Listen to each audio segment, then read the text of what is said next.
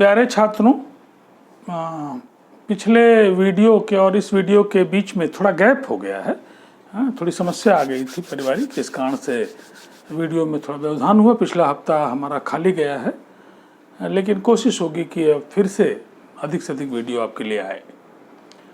ये atomic structure chapter से हमने इस वीडियो को बनाना शुरू किया है आपके लिए, और पिछले वीडियो में हमने आपको ड्वेल नेचर के बारे में चर्चा की थी, क्योंकि ये ड्वेल नेचर और ये हाइजेनबर्ग अनसर्टेनिटी प्रिंसिपल जो आज मैं आपको पढ़ाऊंगा, ये आधार है कि कैसे रदरफोर्ड का जो ऑर्बिट का कॉन्सेप्ट है वो कैसे ऑर्बिटल में चेंज हुआ है, जिसकी शुरुआत हमने पिछले लेक्चर में आपके साथ की है।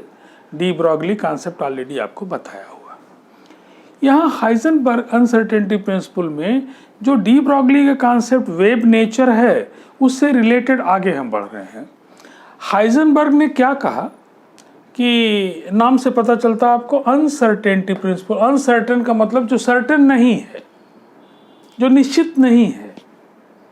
क्या चीज़ निश्चित नहीं है वो हाइजेनबर्ग ने आपको बताया है कि किसी मूविंग पार्टिकल की पोजीशन को और उसकी वेलोसिटी या उसके मोमेंटम, क्योंकि उसमें मास है तो मोमेंटम है, अदरवाइज वेलोसिटी तो है ही है। तो आप इसीलिए हमने आपको लिखा है कि हाइजेनबर्ग ने जो बताया है कि किसी मूविंग पार्टिकल की वेलोसिटी और उसकी पोजीशन दोनों को एक साथ साइमल्टेनियस आप डिटरमाइन नहीं कर सकते हैं। उसके लिए एक इक्वेशन उन्होंने दिया है कि delta X into delta P and that is equal to or greater than H upon 4 pi. यहाँ जनरली कंफ्यूज आप होंगे, ये कई बार ऑब्जेक्टिव में आपसे कर देता है, क्योंकि बहुत सारे इक्वेशन में आप देखेंगे कि एच अपॉन 2 पाई करके आएगा बहुत सारे कॉन्सेप्ट में।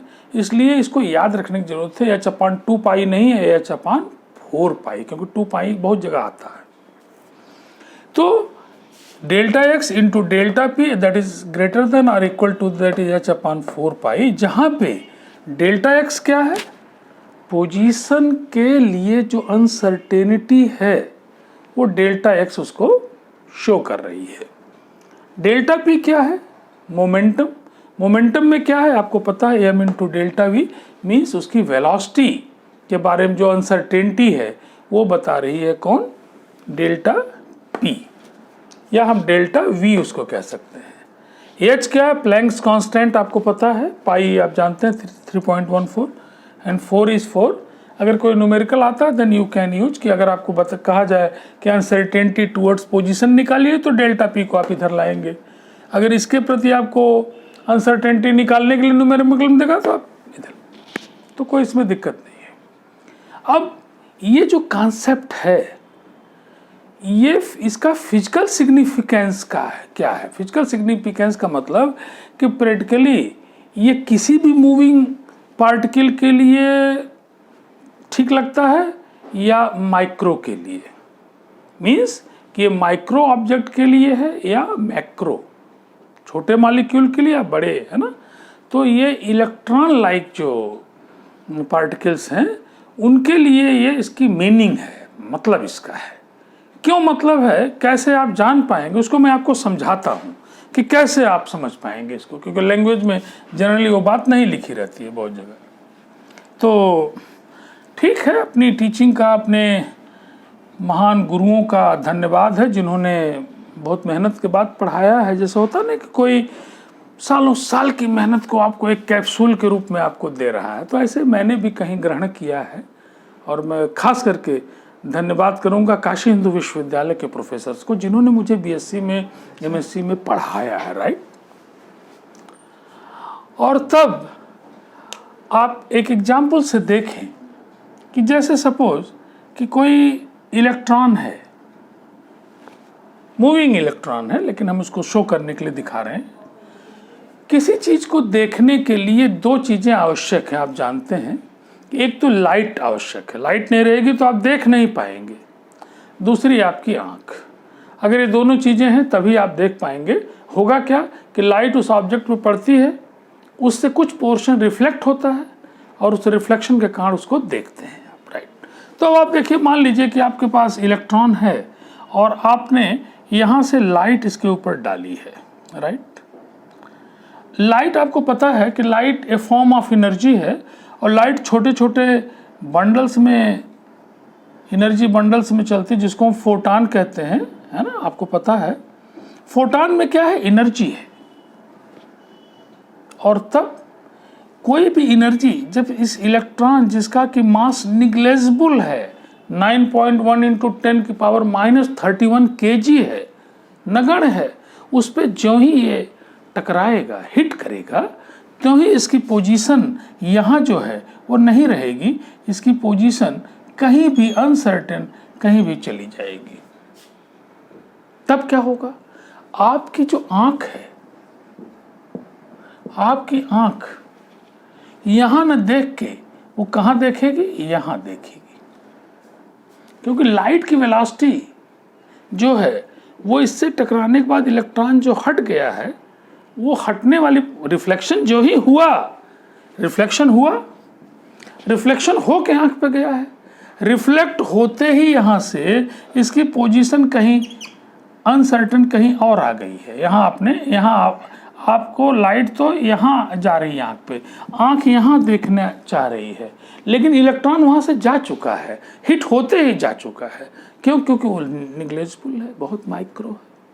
तब क्या होगा, तब आप कहेंगे कि अनसर्टेनिटी प्रिंसिपल यहाँ पे पूरी तरह सही है, कि आप इस इलेक्ट्रॉन की वेलोसिटी और इसकी पोजीशन दोनों को एक साथ you can not measure. That is very correct. लेकिन जैसे मान लीजिए मूविंग पार्टिकल, मान लीजिए एक एग्जाम्पल मैं आपको कॉमन दिखाऊं कि सड़क पे बस जा रही है। अब बस को देखने के लिए आपने उस पर टार्च मारा, बस कूद के वहां से हट जाएगी, बस तो वहीं रहेगी, हैं?